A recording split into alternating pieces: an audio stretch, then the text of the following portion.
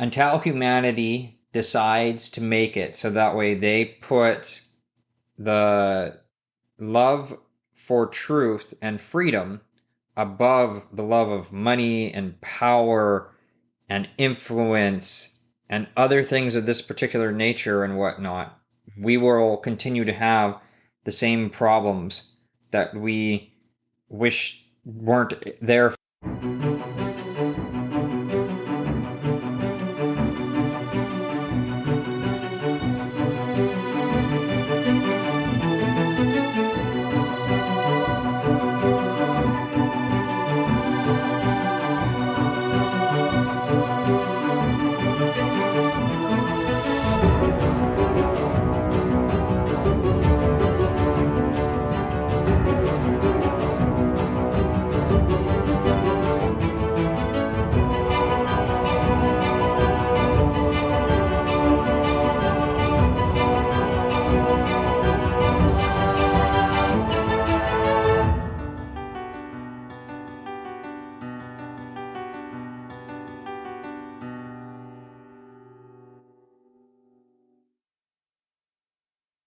Hello, and welcome back to the Forbidden Knowledge Podcast.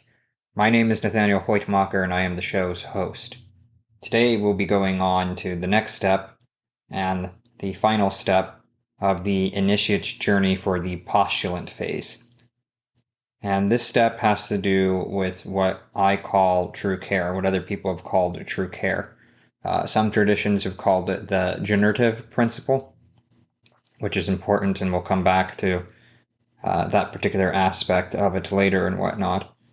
But this is something that most people don't understand how much this impacts literally everything in terms of what goes on in their life, why they do what they do, and things of this particular nature.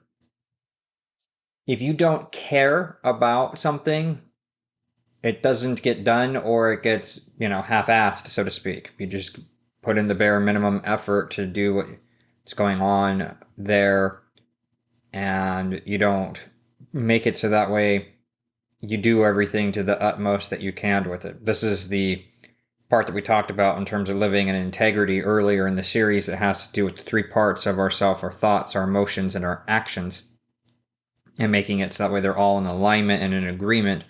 And only then can it make it so that way you go and have that happen. And so the true care part, of course, is the emotional aspect of it. It can also be influenced by the logical aspect of things with it. If you can make it so that way you can empathize with those particular arguments that are being made that are logical by other people and whatnot, this can help with it too, or just from reasoning it out for yourself and making that particular thing happen there with it. And so the world is as screwed up as it is because people don't care about it enough for what's going on with it to take action in their own ways to change the world, and not enough of us are doing that. It is quite a terrible state of being that the world is in. It doesn't have to be. I'm not saying all aspects of it are bad or whatever the deal is, but we are trending in the wrong direction is the point. And until humanity decides to make it so that way they put the love for truth and freedom above the love of money and power and influence and other things of this particular nature and whatnot, we will continue to have the same problems that we wish weren't there for it. We cannot achieve the noble aim of making it so that way humanity has peace and abundance and prosperity and freedom and any modicum of security and all these other things that humanity claims that it wants for itself, until we have enough care to actually go and change the way that we behave in this world by changing our consciousness and making it so that way we can empathize with others and the world around us and what surrounds us and the things that are going on within our own lives, and decide that enough is enough. We don't want to play this type of game anymore. Humanity, unfortunately, is like a little kid who, is playing with some fire and that kind of thing with it and keeps burning themselves with that, thinking that we can just keep doing the exact same thing over and over again and not get burned, which of course we can't. That's not how the laws of this particular reality work, whether we like it or not. And we also are a species with amnesia, meaning that we have forgotten the cycles of history and our own histories, and making it so that way we don't understand how the rules of this reality work to the level that we should. And so we keep making the same mistakes over and over and over again, both on a personal level and a collective level for things. So when we have true care, when we make it so that we can have this level of capacity within inside of us, things can really change then. It's like, do you really care about taking care of your body and eating properly and whatnot, or are you only paying lip service to it? Do you really care about making it so that way, you take care of the needs of the people around you that are maybe are going hungry or that don't have a roof over their head or whatever the deal is, or are you only paying lip service to that as well? Or only doing stuff to make it so that way it makes you feel better temporarily, but you don't want to actually deal with the problems that are the underlying issues that continuously allow those things to be in existence for what's going on. Too many of us do not actually care. And this part here is what binds everything else together. If you can't come to where you care about something enough to where you want to change things within yourself or around you enough to make it so that way you take action for it, everything's going to be a struggle. You're going to make it so that way you have to engage in willpower instead to get things to change with it. Not to saying that you won't need willpower, because you're going to need that too in certain stages. But if you make it so that way that's your only fuel that you have, instead of also having care as part of it and compassion as part of it, and making it so that way you have gratitude and wanting to make it so that way you have the generative aspect of things there with it, you're not going to get anywhere. It's going to be a huge struggle if you do, and it's not going to be worth it to you in the long run for things. And that makes it so that way when you're fighting old habits and whatnot, willpower may not be enough in order to change the things that you want to change in your life. And so that is kind of an idea for what's going on there. Buddha's philosophy about life in the original sense of it before it was turned into a religion and whatnot had to do with removing suffering and making it so that way it was removing the suffering from yourself as well as from other people. And so once you've learned some of these things, once you've made it so that way you understand these things, it's your job to put it out there and help alleviate the suffering of humanity. And we need to have the mentality that as one suffers, all suffer. Until we get to that state of being, until we get to the point where that is our default in consciousness, that if anybody is suffering, that all are suffering, we're not going to make it so that way we can actually change anything for the long term and the long haul here, unfortunately. It's just because that means that we are looking at things as divided and making it so that we think that humanity is somehow separate from us and whatnot. We all share the same hopes and dreams and desires, at least the vast majority of us are in alignment with that. We all want the same things on certain levels, regardless of who we are and where we come from, and our personal backgrounds and all of that. And too many people are sitting on the sidelines and they're watching the game, and there's very few players that are in it. And that's the people who care one way or another for what they're doing. Maybe they're not doing it for the right reasons. Maybe they maybe they're only doing it for selfish motivations and whatnot, but they care enough to go after their goals. They care enough to make it so that way they bring about the change that they want to see in the world, regardless of whether it's good or not.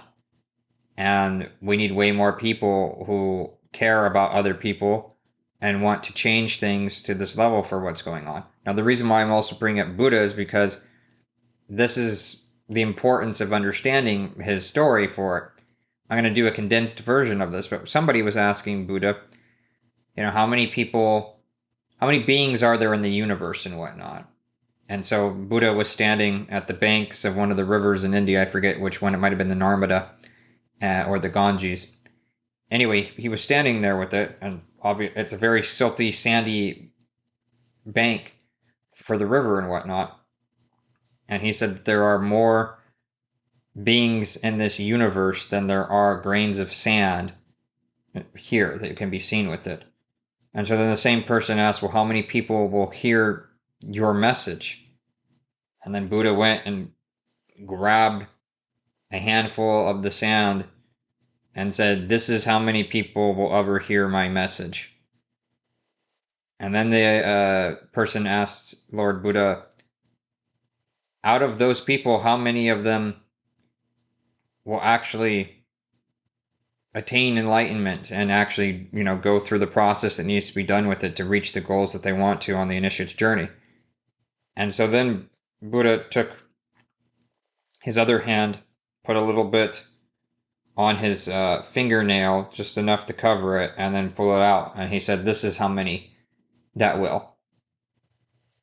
And so, of course, Buddha had no illusion or delusion about how many people would actually go through the journey and how many people would actually partake in it and whatnot. He knew it was a very small minority of people who would even bother to listen to what he had to say. And out of those that listened, even most of those wouldn't, you know, go all the way. And as Buddha's stated earlier, also, that I mentioned in this podcast earlier, at some point, was that there were only two mistakes on the road to truth: not starting, which is what happens for the vast majority of the people, and then not going all the way. And that's usually what happens to almost all the others. And so the only way you're going to start is if you have something that makes you change your mind for it. There's got to be something that makes it so that way you want something different for yourself with it. You have to care enough to go and get that for yourself. And that can be something that's a motivating event, that you see someone who, is a friend of yours or a family member or something like that, maybe even a celebrity or whatever, that's gone through some sort of heartache and a hard time and were motivated enough to change, and then saw that they actually did change, whatever that change is that you want for yourself. And then you go and get inspired enough by doing so to actually try to take your journey. The question is, will you go all the way towards your goal and be able to maintain it in the long term, etc.? And then, unfortunately, for most people, that's not what motivates them. That's not what gets them to where they need to go or where they want to go on activating any of their particular plans that they have for life, or becoming a better person, or whatever it is that's going on. What really ends up happening for most people, what really makes it so that way they change, is that they need to have something terrible happen to them. They need basically to get down all the way to rock bottom or near it. And then they realize that they can't continue living this way anymore with it. Or maybe it's not them, but somebody else around them that they truly care about deeply. And they see the suffering that they've gone through and the process of stuff with it. And they know if they continue down that same road, that they're going to end up in the same spot and that they can't do it anymore. So then they change their mind about stuff, and that's when they really, try to change things around and make life better for themselves. So that's the most important part of all this, is that on the initiate's journey is that you have to care.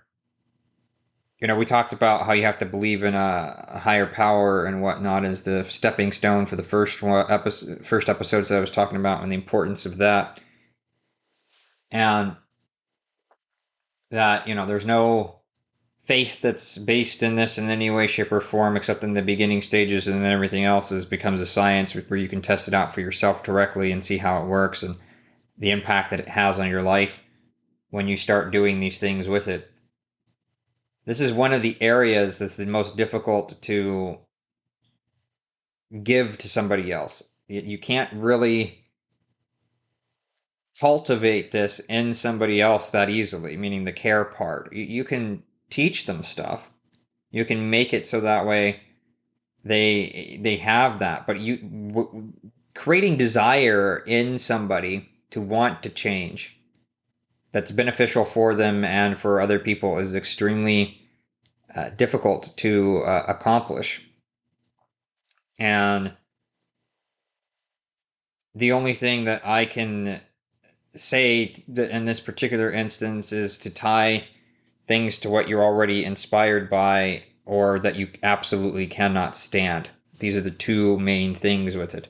Things you don't want to come into being that are too horrendous that you can't fathom coming into being and you want nothing to do with that, or that really boils your blood with it. That's something you already care about.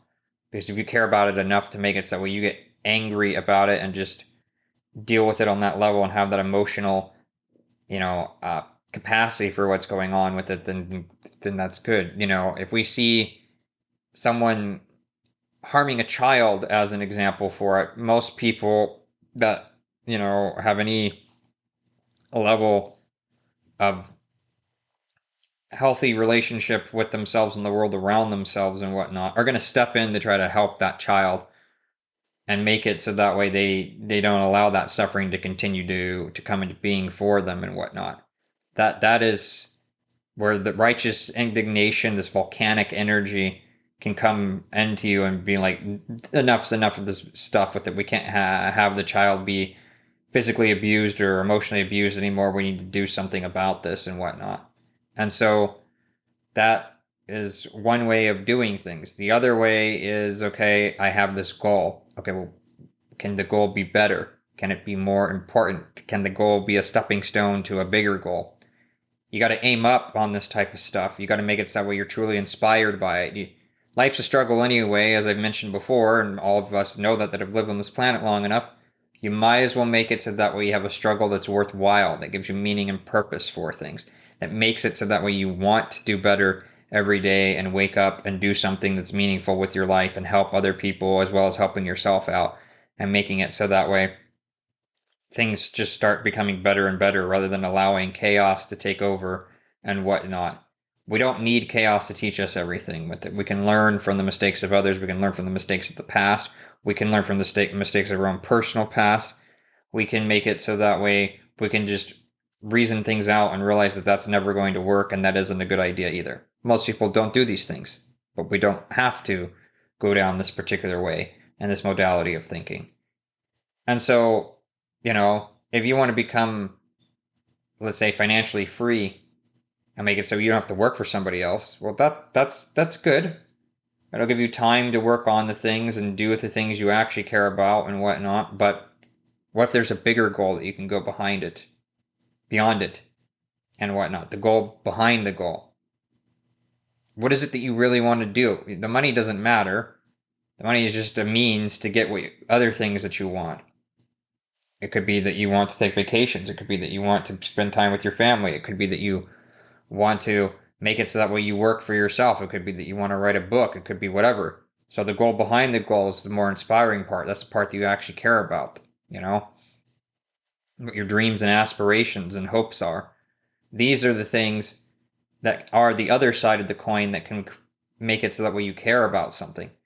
And if you can tie your hopes, your dreams, your aspirations to this other stuff to make it so that way you can use that as a way to fuel you forward to make it so that way you can actually go after what you truly want. So much more the better and whatnot. Elon Musk right now, he's trying to make it so that way we go to Mars and we land on there soon enough with people and start a colony there and whatnot. Maybe he never achieves that goal in his lifetime. Maybe it's too far for what we can do at this stage of stuff for humanity. And maybe he only gets us to where we have a colony on the moon. You know what? He did something different. He went and made it so that way things are changed for better and whatnot. He reinvigorated the space race. Now there are other people that are interested in it again for the first time in decades.